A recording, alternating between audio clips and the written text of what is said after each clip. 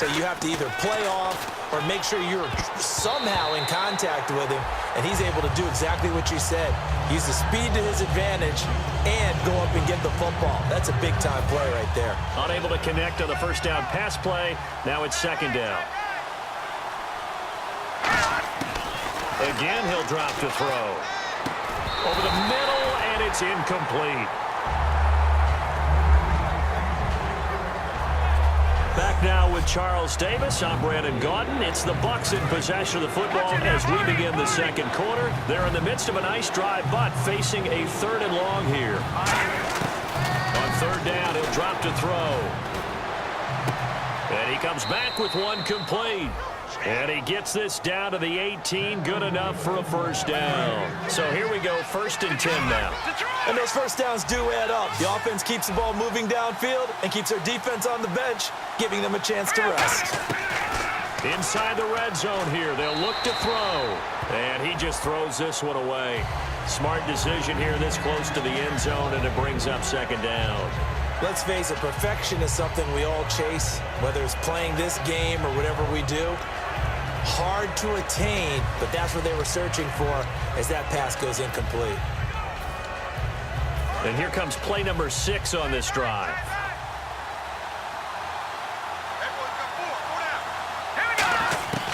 And 2nd and 10, he'll look to throw again. Throwing over the middle, but it's incomplete. Here comes the 7th play now of this drive as this is 3rd and 10.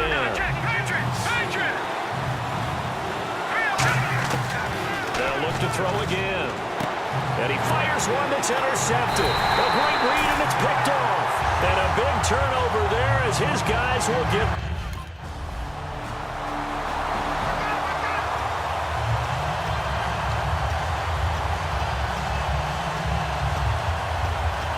And Tampa Bay trots out there now.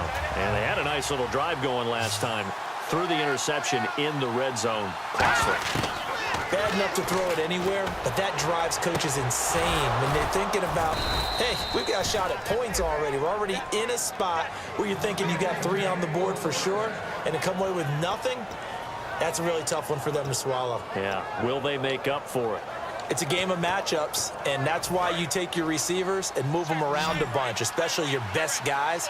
And when they work out of the slot, you often hear the coaches talk about how great it is because it gives you a two-way go. You can break out or you can break in. That makes it hard to defend. And it pops free. The collision there jarred the ball loose and brings up second down.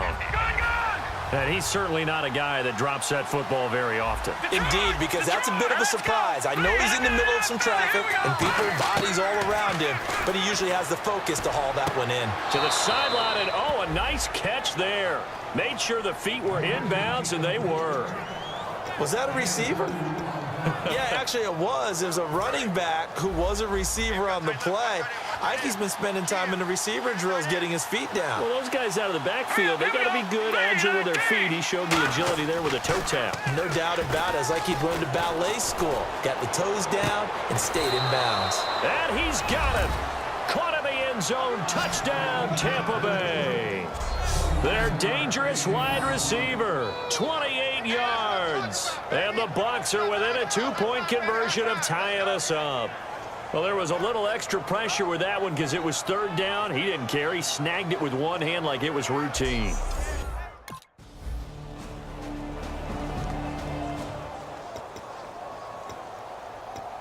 And Tampa Bay trots out there now. And they're hoping to capture some of that magic they had last time out when they were able to put together a scoring drive. But they're still down here, Charles. Not the major concern, though, because of what you talked about. They scored the last time out. They feel good about themselves. They feel like their game plan is now in effect. They know how to attack and what plays they want to put together. But they've got to keep it moving in the right direction because, as you did note, they are down on the scoreboard. They come out here in the eye. Looking to throw. Looking middle, and it's incomplete. One of the best routes, one of the favorite routes of any play caller. He just ran now a nice little angle route. That's supposed to be a catch, and usually it is in running back drop. Yeah, I mean, he's a running back, but he's got hands. He should have caught it. They'll drop to throw. And the Cowboys' pressure gets there this time for the sack.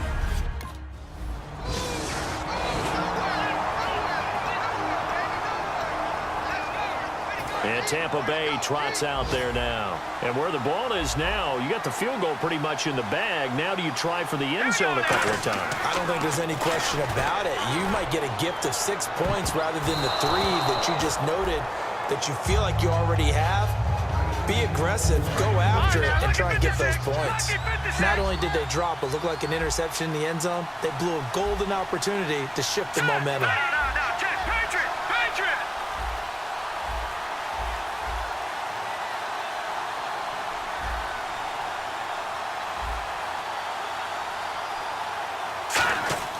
He'll try again with the arm here on second down. And his throw is incomplete.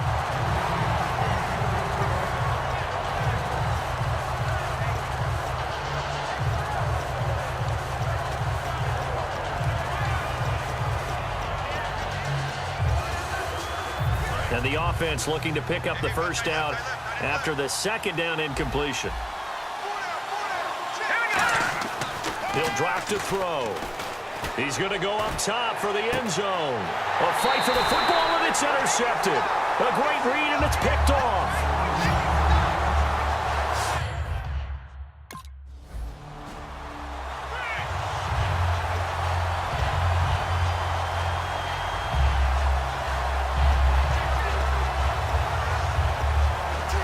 Out come the Buccaneers. They'll have it first to start in the third quarter.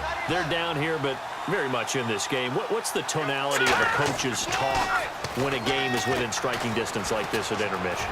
Typically, what they're doing is emphasizing the things that went well in the first half and wanting more of that. Sure, you've got to go over some of the errors and clean up some things because there's a reason you're down. But overall, I think they want to stay positive, stay up with this team. We're just starting the second half, and we've got the football. Let's go ahead and punch it in, and then we'll take it from there. See how that recipe works. They come out here in the eye. Back to throw now on 2nd and 10. He's going to go up top again. And that's caught inside the 30. A big play that time for Tampa Bay. 49 yards. And at this stage, down in the second half, looks like they just wanted to find a way to get it in the hands of their playmaker, and they did. I think you're exactly right. I don't think the coordinator's looking at his play sheet and trying to figure out which play will work well. He's trying to figure out how to get the ball to the playmaker that you just described.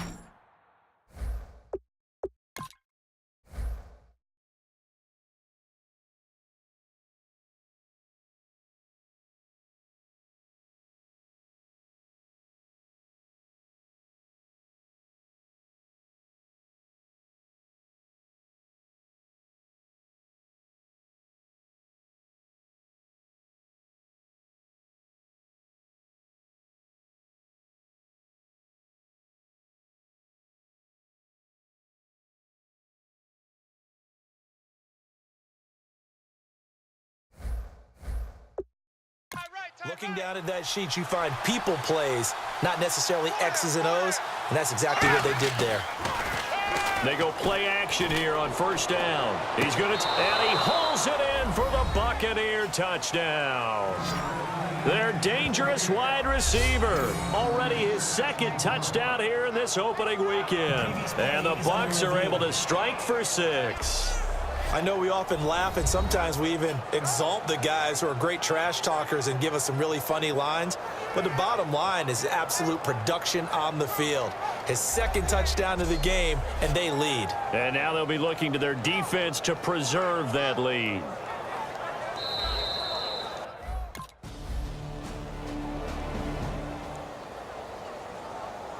And Tampa Bay trots out there now. And they're going to need another score. Got one last time, but still down here.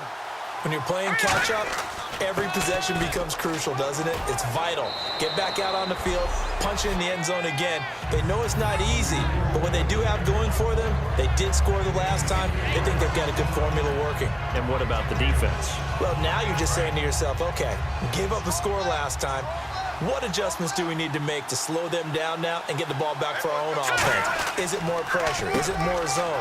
What do they have to do? They're trying to figure that out themselves. We'll see if they can figure that out right here. They get 6 on the pickup there as the drive will continue. And that's a nice pickup of a first down on that second down run. And at that yardage gained, they can run that play on any down. They come out here in the eye. And they'll run it here. Found a little room there as he's up to about the 37. And give him 4 yards there. It'll be 2nd and 6. It's been a struggle this entire game trying to move the ball on the ground. But every now and then you find a little chink in the armor, and that type of run right there lets them know that they can't stop every single run for almost no gain. Under a heavy rush, and down he goes. They bring the safety on the blitz, and he busts through to drop him for an 8-yard loss. And now it looks like they're going to be in the hurry-up. Now on 3rd and long, they'll look to throw. He's going to loft this one deep left sideline. He's got a man, complete. That one goes for 36 yards. There will always be a place for methodically marching the ball downfield. But when you can pick it up in big chunks and strike like that, have explosive plays, that's often the difference in winning and losing. Those types of plays that can knock a defense off balance, that'll drive a team towards a victory. Firing quickly here, and that's complete. And he's going to get this down near the 20-yard line. And with that last play, he's now up over that 300-yard mark. And in today's NFL, it almost feels routine. And I hate that when you talk about a 300-yard passing game. To me, 300 yards still signifies excellence, and he's achieved that in this performance. Now a play fake here on 1st down. This will be caught at about the 3. And he's into the end zone for a Tampa Bay touchdown.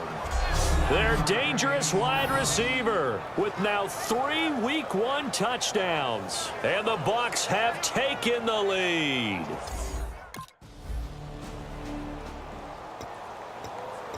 And the Buccaneers getting ready to go as they take the field. And that recipe on their last drive that resulted in a touchdown looked pretty good, so they'll be hoping to do that once more. And it takes me back to when we sat with the offensive coordinator and the head coach. It's caught inside the 25.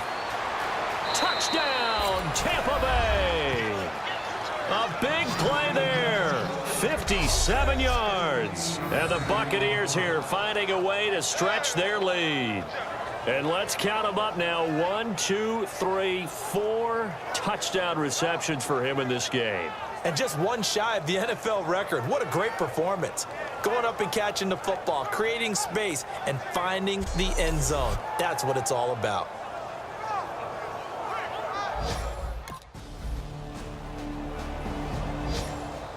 And Tampa Bay trots out there now. And following that long touchdown pass, a one-play drive last time, see if the defense, you know they're ready. They don't want that to happen again.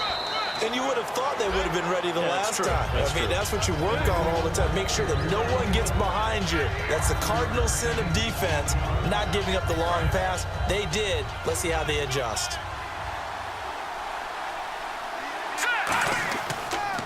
And they'll go ground game here with a tailback.